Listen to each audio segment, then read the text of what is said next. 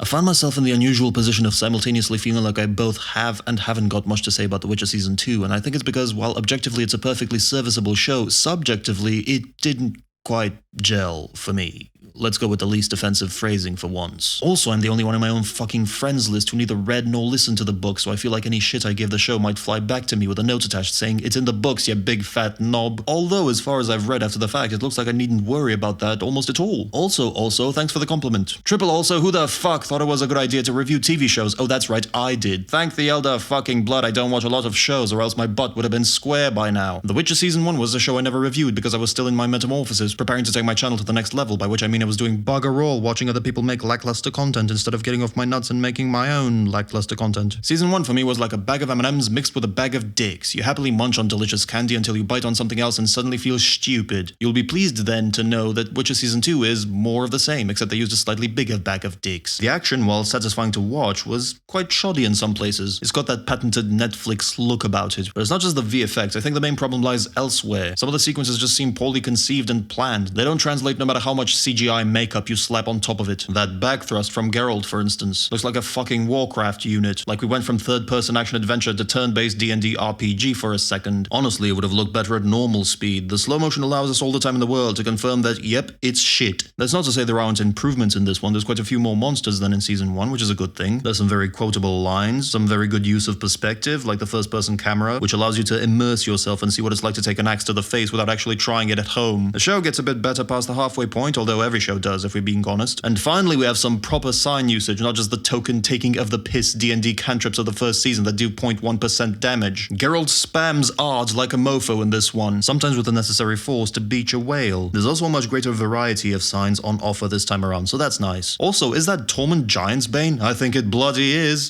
I'm just gonna say, the production, while impressive, seems amateur at times, employing things like fast-forward zoom into slow tracking shots, or using a bit too much shaky cam. The tone of that goes better with steady shots. Shaky cam is good for busier scenes like going to the marketplace or with multiple people talking in a cluttered environment, or, of course, in battle, as long as you don't go overboard and Jason Bourne it. There's a joke in there somewhere, overboard, overborn? As long as you don't overborn it. The production has a low-brow sensibility, let's say, with a lot of flashy visuals that start to look less cool once you pass puberty, and it seems like for every artsy creative shot, there's another that's just YouTube fanfic short film-ish. I don't watch all that much Netflix. Is this really a house-style thing? Comment down below. I know TV shows don't have a lot of time to work with, but it's not a time or budget thing. It's a putting your eggs in the wrong basket thing. 4 flashy visuals do not a better story make. But what do I know? The show is more popular than it has a right to be, which makes me conflicted because I love the games and want the Witcher brand to succeed, which actually that's probably part of why it is so popular, because of unconditional support from Jottlecocks like me.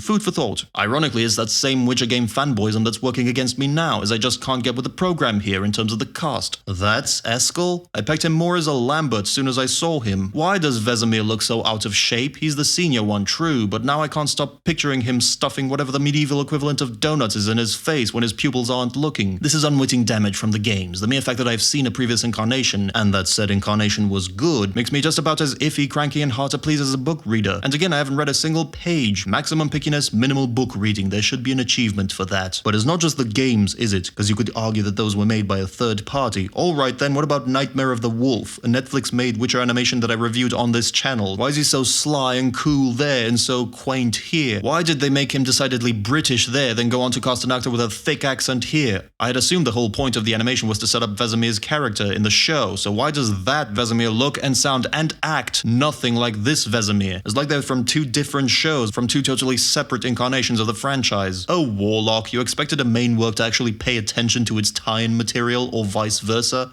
Noob. By the way, I don't understand a single thing this man says. They should have fucking embedded subtitles for his lines alone. Also, aren't all these fuckers supposed to have yellow eyes?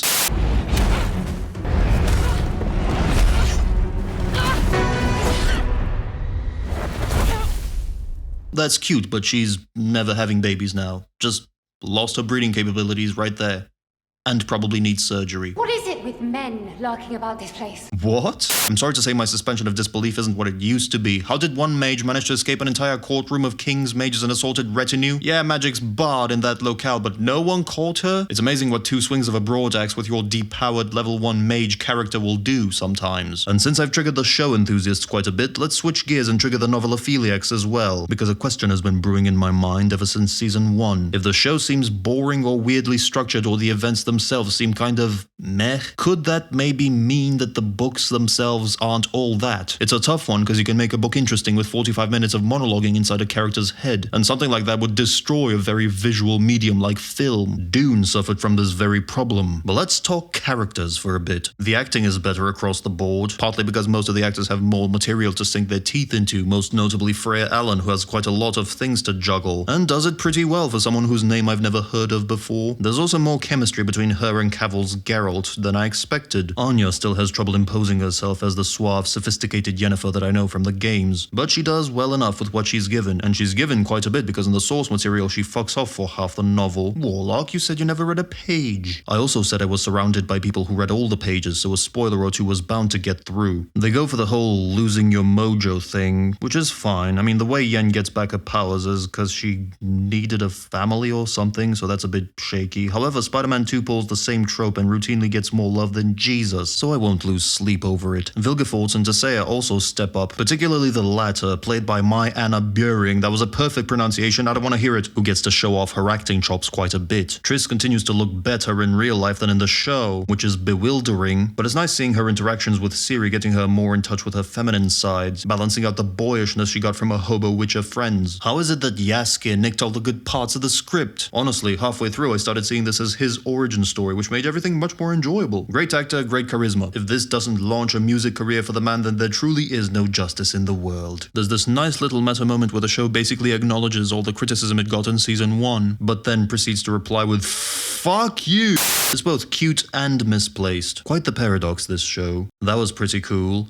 And smart. There's also some good thematic content in there about how to move on from your past. The classic advice is always to forget it, but as the show points out, it's more about accepting your past by letting go of the hatred accompanying it. You can either be too strong to fail or too weak to try. Have I mentioned there's some good lines in this? There's some good lines in this. I like how Philippa Eilhart keeps to the shadows till the very end, keeps the mystery up, and oh boy, I forgot to talk about one character, Dijkstra. This is kind of the opposite of the Vesemir situation, because this Dijkstra is vastly different from game Dijkstra, yet I like them both. I love both versions, and I'm looking forward to seeing more of this guy. And not to beat a dead roach here, but I think the problem with Vesemir for me is that he doesn't seem very paternal. Geralt exudes more of a fatherly vibe, at least with relation to Ciri, which of course makes sense, but Vesemir's overall words, actions, and countenance are those of an average witcher, and an insecure, callous one at that. Maybe I'm wrong on this, but I feel like video game Vesemir would not, under any circumstances whatsoever, agree to Cirilla undergoing the trial of the motherfucking grasses, much less administer the cocktail himself. It's an artificial way to create tension, and watching it makes me want to put sawdust in my eyes. And why is he so keen on making more witches anyway? Deglan was obsessed with the idea mostly for monetary value. This is character assassination of the highest order. Yeah, he seems torn up about it, but so am I when I say fuck you. Also, first Mousak and now Eskel. Shows more bloody than the bloody books. I understand why they did what they did to Eskel. They didn't just want to give the red shirts their comeuppance. And a witcher with a name seems to hold more weight on paper. Only on paper, mind you, because this doesn't really work if you kill him in the second fucking episode. Need a little bit more time to develop his character than that. Otherwise, we don't give a shit. I continue to be underwhelmed by the decidedly soft magic approach to this world's supernatural elements. I know we don't really have time to linger on these superfluous things, but every time they drink something, it just looks like a cat potion. It's less picking the right potion for the right job. It's more like, let's just get the potion. It acts more like a Scooby snack. Actually, it's not even clear what it does. There's no apparent power difference between pre and post potion. So it just seems like the show tacks on potions because the book has them. And again, for every lackluster thing, there's a very much luster thing to balance it out. Like using Igni to heat up your sword is very cool. That's cool. And useful. But that doesn't cover up the fact that the show is a logistical mess, particularly near the end. The show treats Kaer Morhen like it's right down the fucking street, but it takes weeks to trudge through the mountains and get to it. By the end I was so fucking confused, like how the fuck did they get back to Kaer Morhen so fast? Why did they know to get back to Kaer Morhen? How did they manage to pick up Jaskier along the way? What happened to the dwarves? Why are so many of the fights disjointed? Why did 2 extra witches need to produce Irden to hold a possessed Ciri that's content to just chill and have a blinking contest with Geralt anyway? But it's okay, because we're going for the totally not overused trope of a person person caught in a dreamland while another person's trying to wake them, occasionally breaking through with bits of words till the possessed person realizes they're in a dream and what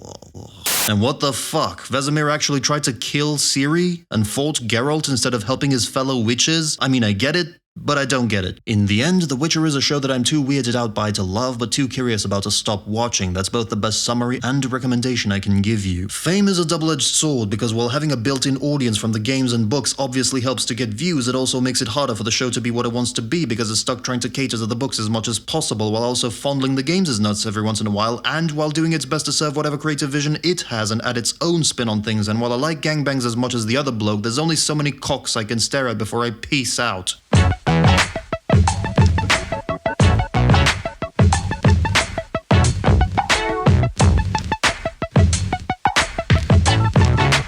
Why does Geralt get such good-looking armor, but the other witches look like they're fighting in loincloth by comparison?